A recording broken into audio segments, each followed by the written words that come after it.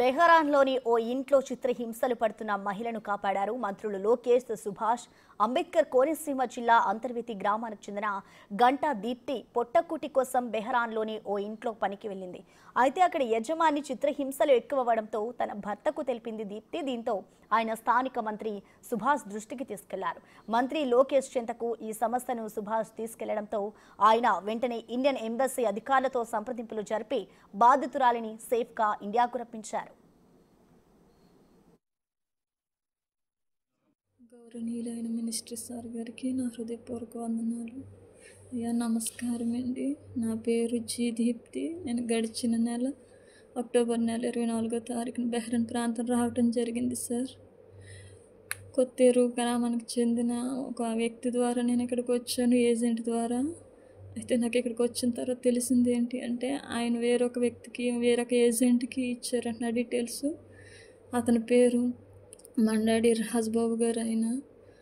ఆయన తెలంగాణకి చెందిన వ్యక్తి. ఆయన చేతిలో ఇచ్చారంట డీటెయిల్స్.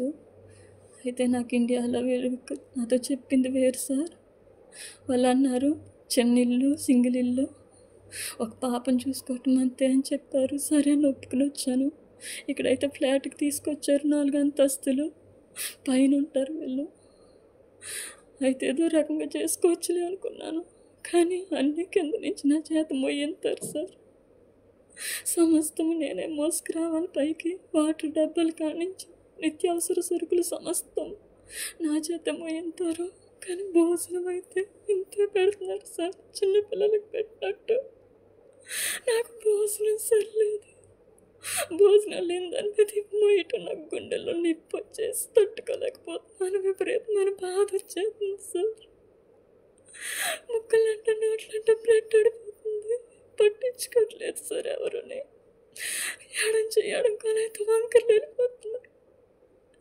ఆయాసం వచ్చేసి అసలు భరించలేకపోతున్నాను సార్. నేను నా పరిస్థితి అయితే ఏమీ బాగాలేదు. ఇక్కడ ఏజెంట్కి ఫోన్ చేస్తుంటే రెస్పాండ్ అవ్వట్లేదు.